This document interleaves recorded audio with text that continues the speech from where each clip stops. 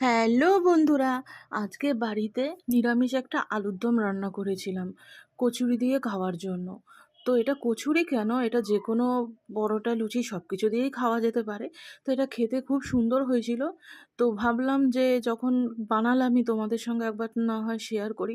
তোমরা সকলেই এরকম বাড়িতে বানাও, তবু আমি একটু বানালাম তাই তোমাদের সঙ্গে একটু শেয়ার করলাম। তো চলো কিভাবে বানালাম। এখানে টমেটো, আদা আর এগুলো সব চিনে বাদাম, আর নিয়েছিলাম ক্যাপসিকাম, কাঁচা লঙ্কা সব একসাথে পেস্ট করে নিয়েছি। তার মধ্যে আমি দিয়ে দিলাম হলুদ গুঁড়ো, জিরের গুঁড়ো, ধনের গুঁড়ো, আর কিছুটা দিয়েছি কাশ্মীরি লঙ্কার গুঁড়ো। যেহেতু কাঁচা লঙ্কা দিয়েছি সেই জন্য আমি এখানে কাশ্মীরি লঙ্কার গুঁড়ো দিয়েছি, আর দিয়েছি গোটা জিরে। আর সব কিছু দিয়ে ওটা একটা পেস্ট করে নিয়ে এবার কড়াইতে আলুগুলো দিয়ে দিয়েছি।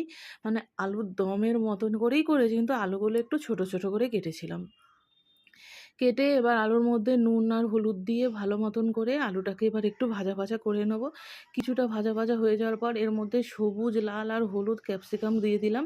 আর এখন তো সব রকম ক্যাপসিকামই অ্যাভেলেবেল, আর এই হলুদ আর লাল ক্যাপসিকামটা দিলে খুবই টেস্ট হয় রান্না। সেই জন্য তিনটে একসাথেই, আলুটার আমি তুলে নিইনি, আলুটার মধ্যেই একসাথে দিয়ে দিয়েছি। এটা তো যেহেতু নিরামিষ, পেঁয়াজ রসুনের তো কোনো বালাই নেই, তো সেই জন্য করে নিয়ে এবার ভালো মতন করে ওই ক্যাপসিকামগুলোকেও একটু ভাজা ভাজা করে নিয়ে তার মধ্যে দিয়ে দিলাম কড়াইশুঁটি। আর কড়াইশুঁটি দেবো না এটা হতেই পারে না, তো সেই জন্য, আর এটাতে কড়াইশুঁটি দিলে খেতে খুব সুন্দর হয়, সেই জন্যই দিয়েছিলাম।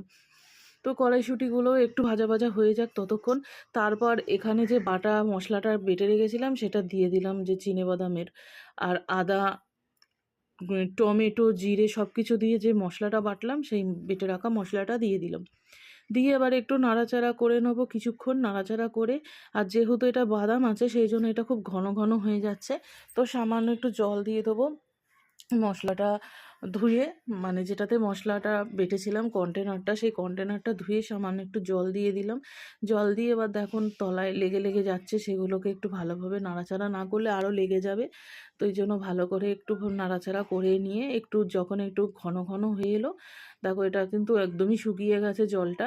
আর খুব তাড়াতাড়ি জলটা কিন্তু টেনে যায়, সেই জন্য মানে আবারও জল দিতে হবে, কারণ আলুটা তো সেদ্ধ করতে হবে ভালো মতন করে। তারপরে আমি এখানে বেশ খানিকটা জল দিয়ে দিয়েছি, জল দিয়ে এবার আলুটাকে ভালো মতন করে সিদ্ধ করে নেবো। আলুটা অনেকটা ঝোলটা কমে গেছে, আর আলুটাও অনেকটা সিদ্ধ হয়ে এসছে, কিছু কিছু আলু এখন একটু বাকি আছে, সেই জন্য আরেকটু ফুটাতে হবে।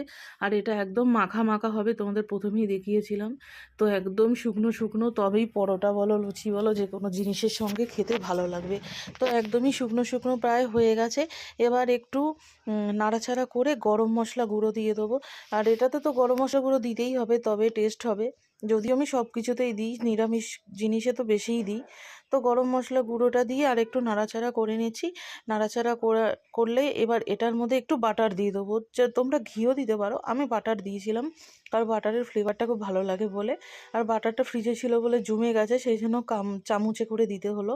তো দিয়ে এবার ভালো মতন করে একটু নাড়াচাড়া করে নামিয়ে নিলেই আমার এই নিরামিষ আলুর দম বলো বা আলুর তরকারি রেডি হয়ে যাবে।